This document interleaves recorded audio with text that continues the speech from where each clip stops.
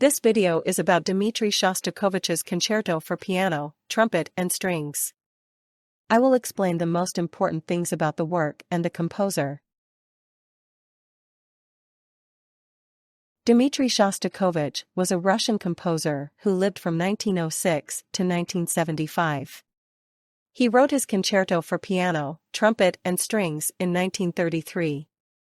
It is officially called Concerto No. 1 for piano, trumpet and string orchestra and is known as Opus 35. The concerto shows Shostakovich's humorous and playful side. It is a work that delights both musicians and listeners. The concerto consists of 4 movements, each with its own mood. The first movement, Allegro moderato, begins lively and energetic. The second movement, lento, is quieter and more melancholy. The third movement, moderato, serves as a short transition to the fourth movement, allegro con brio, which concludes the concerto with verve. Each movement has its own structure and shows Shostakovich's versatility. The piano plays a central role in the concerto, often taking the lead.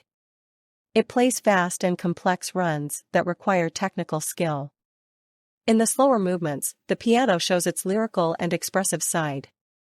Shostakovich himself performed the concerto at the premiere as the pianist. The virtuoso passages make the work a challenge for every pianist. The trumpet complements the piano and brings a special color to the concert. It often plays short and concise melodies that add a humorous and ironic touch. In the last movement, the trumpet comes to the fore and plays a solo reminiscent of a military march. However, the trumpet is never in the foreground, but always remains in a musical dialogue with the piano. Shostakovich was inspired by a variety of musical styles in this concerto. Influences from Russian folk music, classical music and even jazz can be heard. This mixture gives the concerto a special liveliness and diversity. There are also passages that are reminiscent of the music of Bach or Beethoven. This stylistic diversity makes the concerto unique. A special feature of the concerto is the humor that Shostakovich has built into the music. Many melodies sound ironic or playful and surprise the listener. There are sudden changes in tempo and unexpected harmonies that give the concerto a humorous character. Shostakovich wanted to show that music does not always have to be serious. The premiere of the concerto took place in Leningrad in 1933 and was enthusiastically received by the audience. Critics praised the originality and humor of the work. Today, the concerto is considered one of the most famous and popular piano concertos of the 20th century.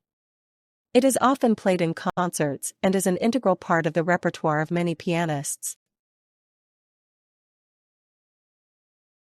The concerto for piano, trumpet and strings shows Shostakovich's ability to combine different musical styles. It is a work that is both technically demanding and entertaining. Shostakovich proved that classical music can also be humorous and accessible. The concerto remains an important example of his versatility as a composer. Dmitri Shostakovich left behind a rich musical legacy, including the concerto for piano, trumpet and strings. His experiments with different musical styles inspired many composers of the 20th century. He showed that classical music can be innovative and entertaining.